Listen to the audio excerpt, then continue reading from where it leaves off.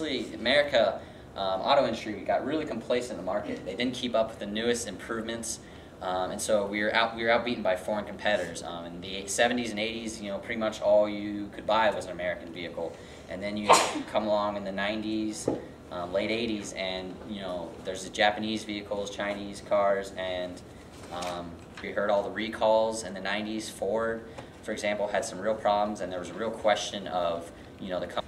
There was also a problem with some lavish spending by the company CEOs. The CEOs would have these private jets and all this stuff that was kind of unethical, considering they knew that their company was not doing that well, and that they needed to focus more on their company. But instead, they're going out and buying and spending on themselves, and only worsening the condition of their company.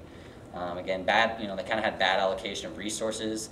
I mean, if you're not they spent a lot of money on cars that just really simply they didn't need to spend money on, and they kind of flopped when they vehicles that consumers wanted, and instead they were kind of producing these luxurious new rides that cost a lot of money. They thought was going to be making a big profit, but once they hit market, they really didn't turn out as well as they thought. The Hummer, for example. I mean, I don't know how much sales the Hummer really generated, and they spent a lot of money developing that.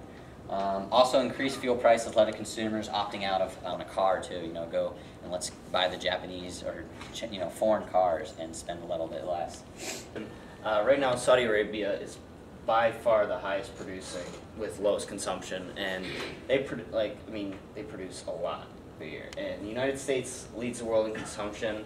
We consume about 19.65 billion gallons per day and produce about 8.05. And like I said, you can see Saudi Arabia produces just a little, on 26%. Here are the reserves, so on and so forth.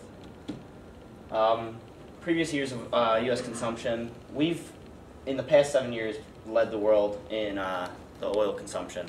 And it's only increased in the past couple of years, especially with just different huge cars, SUVs getting more popular, families getting bigger, so on and so forth.